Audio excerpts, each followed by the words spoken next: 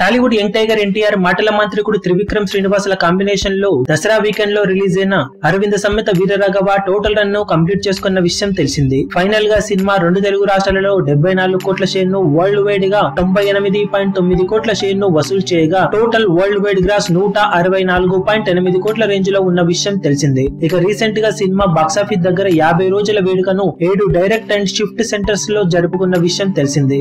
కాగా ఆ 50వ రోజున సినిమా సాధించిన ఓవరాల్ కలెక్షన్ల వివరాలు 1,50,000 రేంజ్ లో ఉన్నట్లు సమాచారం.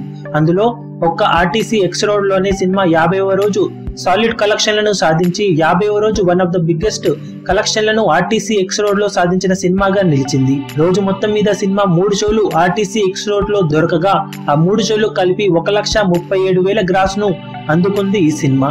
దాంతో మొత్తం మీద 50వ రోజు అక్కడ హైయెస్ట్ వసూళ్లను సాధించిన సినిమాల జాబితాలో మొదటి స్థానం జైలవకుశ 1.8 లక్షల గ్రాస్ ను, రెండవ స్థానంలో గబ్బర్ సింగ్ 1,46,000 గ్రాస్ ను, మూడవ స్థానంలో రంగస్థలం 1,39,000 గ్రాస్ ను, నాలుగో స్థానంలో అరవింద సమేత వీరరాఘవ 1,37,000 గ్రాస్ ను, ఐదవ స్థానంలో జనతా గ్యారేజ్ 1,07,000 వరకు గ్రాస్ ను అక్కడ అందుకొని ఓవరాల్ గా ఆ 50వ రోజున 1,00,000కు పైగా గ్రాస్ ను ఆర్టీసీ ఎక్స్ రోడ్ లో అందుకున్న సినిమాలుగా నిలిచాయి. మిగిలిన సినిమాలేవి ఇక్కడ 1,00,000 గ్రాస్ ను 50వ రోజున అందుకోలేదు.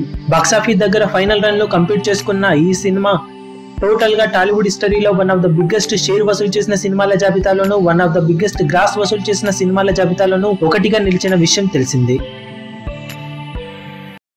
మీ అభిమాన హీరోలకు సంబంధించిన లేటెస్ట్ అప్డేట్స్ కోసం మా ఛానల్ ని సబ్స్క్రైబ్ చేసుకోండి. ఏ చిన్న అప్డేట్ ని మిస్ అవ్వకూడదు అనుకుంటే బెల్ ఐకాన్ ని ప్రెస్ చేయండి. లైక్, షేర్, కమెంట్ చేయడం మర్చిపోకండి.